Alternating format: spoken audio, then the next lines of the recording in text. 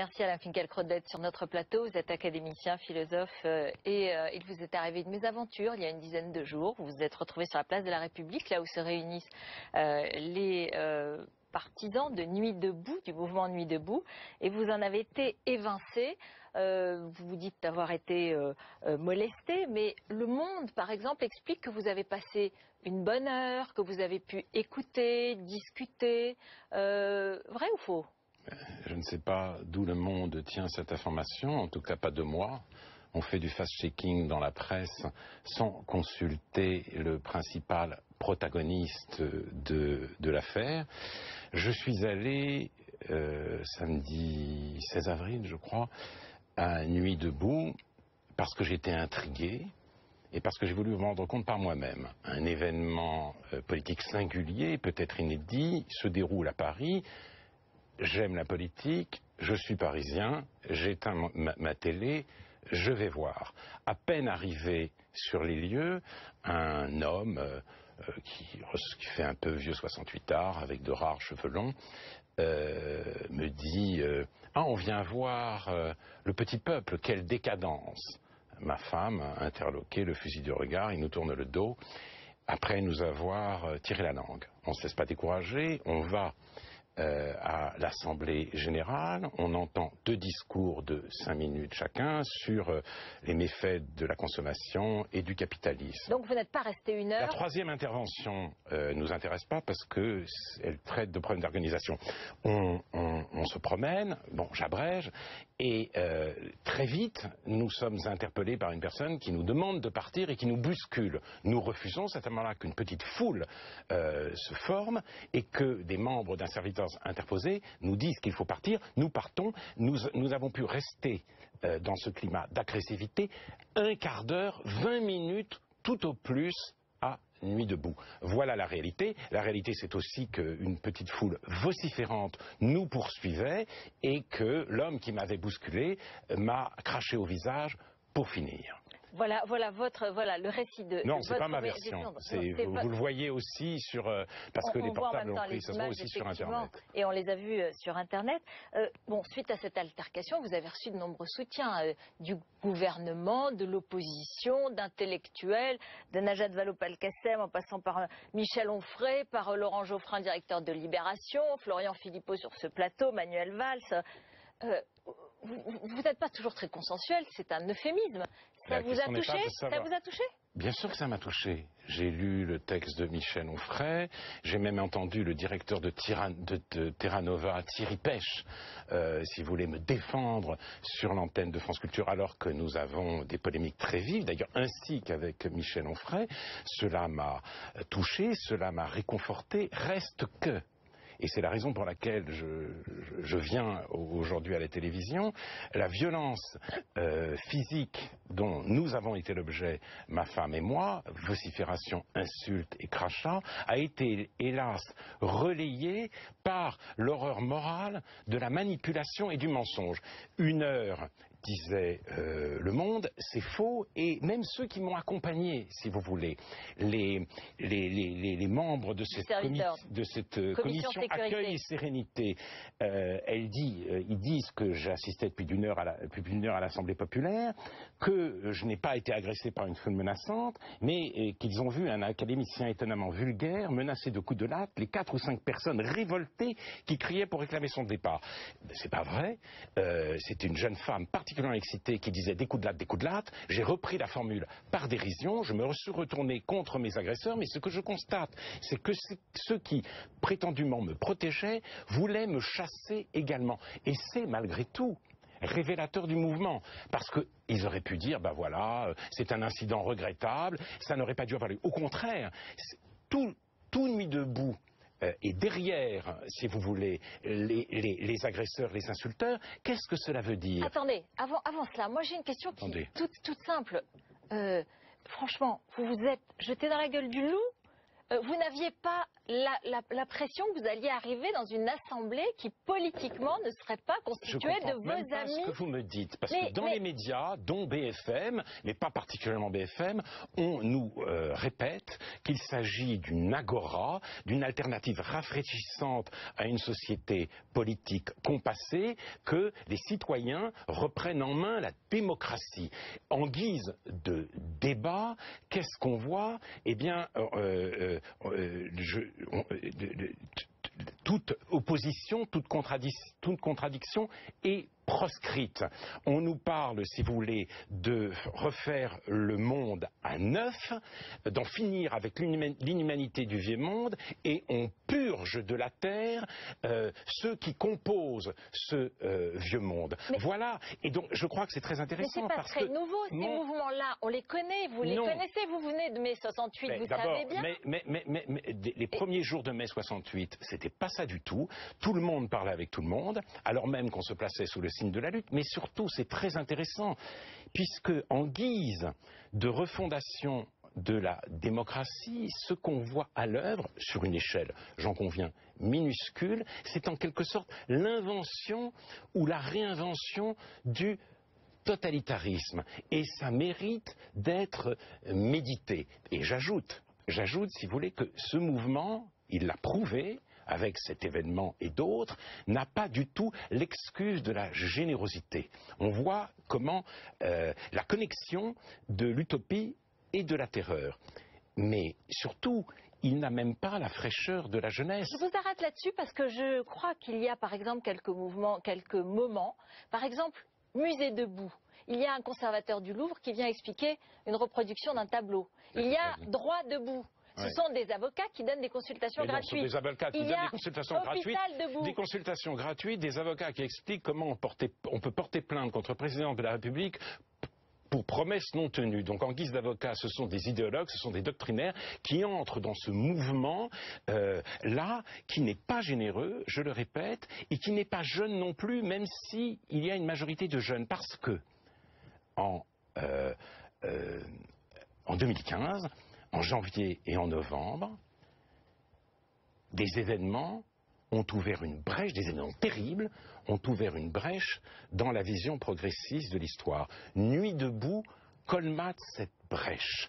Si vous voulez, l'islam radical disparaît, ce qui ressurgit, c'est la domination, l'ennemi redevient, la bourgeoisie capitaliste, son état policier et ses chiens de garde intellectuelle. Donc on assiste, sous l'apparence d'une révolte des jeunes, à un retour à l'ordre idéologique. Ce sont les vieux schémas qui triomphent, c'est grotesque et ce serait désespérant si ça prenait. Mais ça ne prend pas.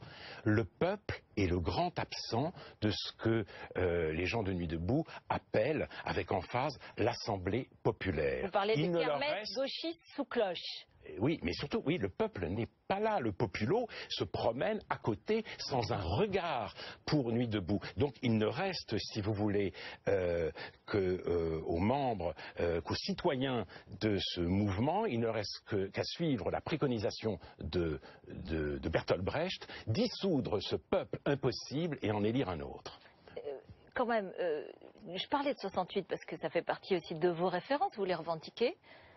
Vous n'êtes pas allé faire un peu d'agite-prop, en quelque sorte, de la provocation pour faire un coup et pour qu'on en parle, et peut-être même pour, d'une certaine façon, remettre en question ce mouvement? Vous dites ça parce que je fais mon métier de journaliste. Parce que vous faites votre métier, mais cette assertion est monstrueuse et beaucoup plus violente que la violence que j'ai subie. Je l'ai lu. Je l'ai lu dans l'Obs, je l'ai lu sous la plume de Caroline de Haas, j'ai même entendu une ministre, une secrétaire d'État, la secrétaire d'État au numérique du gouvernement, dire que si j'étais allé à Nuit debout, c'est parce que je cherchais la provocation. Autrement dit, Axel si Lemaire chez Olivier Truchot. Non seulement maître dialecticien, dit l'Obs, c'est-à-dire non seulement j'ai mérité le crachat, mais je l'ai cherché et je l'ai même manigancé. Voilà, tout ça, je l'ai voulu, mais cette assertion, si vous voulez, est absolument odieuse et elle en dit long sur l'état de délabrement de la vie intellectuelle en France. Et d'ailleurs, si à longueur de colonne, des universitaires et des journalistes ne dénonçaient depuis plusieurs mois ma pensée nauséabonde et mes intentions putrides, on n'aurait pas craché sur moi l'autre soir, place de la République. Mais je vous le dis vraiment, lire tout ça, c'est beaucoup plus douloureux que ce qui a pu m'arriver l'autre soir. Maintenant, c'est le philosophe qui n'a pas vécu cet incident seulement, parce que là, d'une certaine façon, vous vouliez aller toucher du doigt un phénomène sociologique, un phénomène social et politique, parce que lorsqu'on voit ce qu'écrit ou ce que dit Frédéric Lordon, qui est un des gourous de ce mouvement, il y a de quoi se poser des questions. Lordon, à la Bourse du Travail, le 20 mars dernier, a dit « Le débat démocratique, c'est l'impasse. Quand on a posé la secte malfaisante, la secte de l'oligarchie néolibérale intégrée, celle des médias organiques de l'ordre social, et ce n'est pas le débat, mais le combat qu'il faut à nuit debout. » Donc oui, il y a des choses intéressantes là-dessus. Je conseille d'ailleurs à tous les citoyens, si vous voulez, les vrais citoyens, d'aller voir sur Internet cette conférence de Frédéric Lordon, sociologue devenu professeur de philosophie. Car là, tout d'un coup, la haine a un visage. Et ce que dit Frédéric Lordon, c'est qu'en effet, il s'agit, pour délivrer la société du mal, d'éradiquer les méchants. Il le dit avec une violence inouïe, et à ce moment-là, une fois qu'on a écouté, après avoir écouté l'intégralité de cette conférence, on ne s'étonne plus que Pol Pot ait fait ses classes dans l'université française. Voilà qui est dit et voilà qui est asséné par Alain Finkielkraut. Mais Alain Finkielkraut, il pense quoi de la jeunesse française qui se pose des questions, qui aujourd'hui a un horizon bouché, qui aujourd'hui a des CDD ou même pas, qui est au chômage, qui s'interroge sur la mondialisation, sur sa place, et y compris évidemment sur tous les phénomènes géopolitiques qui le touchent, sur le djihadisme, mais aussi sur sa vie quotidienne. Qu'est-ce que vous en dites? La question de l'islamisme n'est absolument pas présente à Nuit debout. Peut-être que c'est une réaction, peut-être que c'est une réaction, c'est une manière de rejeter aussi la peur de ce phénomène. Voilà, c'est un retour sécurisant au vieux schéma. Cette jeunesse, qui n'est pas la jeunesse, est porteuse des vieux schémas. Mais n'embrigadons pas tous les jeunes dans Nuit debout.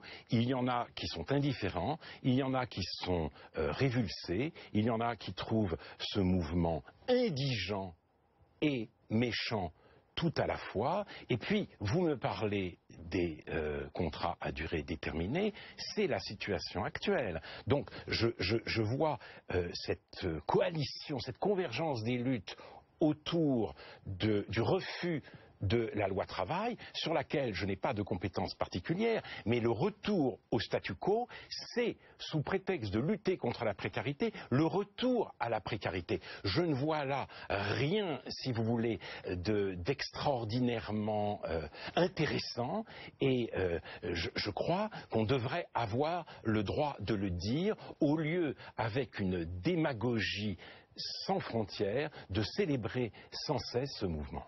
Qu'est-ce que vous proposez, qu'est-ce que vous dites aux jeunes, à ceux qui sont indifférents, mais qui sont intéressés, qui ont envie d'horizon? Vous voyez bien le rejet des partis politiques, vous voyez bien Emmanuel Macron lancer son mouvement En Marche, vous voyez bien des phénomènes de tout genre qui montrent que la société civile se rebelle un petit peu contre un système qui aujourd'hui ne répond pas à ses aspirations. Je ne sais pas si la société civile tout entière se rebelle. Je ne suis pas sûr en effet que les hommes politiques soient absolument à la hauteur des exigences et des défis du temps présent. Je ne vois aucun véritable signe d'espoir dans l'économisme radical d'Emmanuel Macron, car l'ubérisation du monde comme horizon pour les jeunes et pour les vieux, je ne trouve pas cela très exaltant. J'espère en effet que va surgir demain, je ne sais d'où, un discours politique un peu plus profond, un peu plus conséquent, mais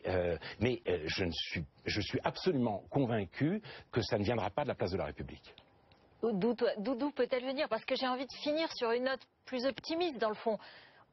Vous avez exprimé évidemment et on a un peu décortiqué cette vision du monde et à Nuit debout. C'est vrai qu'il y a même Romain Goupil disant la direction est contre toute direction pour mieux conserver la bonne direction. On sent bien peut-être la dérive totalitaire qu'il peut y avoir, mais quel espoir, l'utopie, elle doit exister encore, elle doit continuer. Je ne suis pas sûr que l'utopie soit ce dont nous avons besoin aujourd'hui. Je cite souvent cette phrase extraordinaire de Camus. Chaque génération se croit vouée à refaire le monde. La tâche de la nôtre est différente, mais elle n'en est pas moins grande. Empêcher que le monde ne se défasse. Empêcher que notre monde ne se défasse. Voilà l'orientation que devrait avoir aujourd'hui la réflexion politique en France. Merci beaucoup Alain Finkielkraut, merci d'être venu sur le plateau de BFM TV. Restez avec nous. Dans un instant, on va parler avec Barbara Pompili. Elle parle avec EO La Gauche pour François Hollande. Et puis notre face-à-face entre Jacques Séguéla, le publicitaire, et Roland Querol, le politologue. À tout de suite.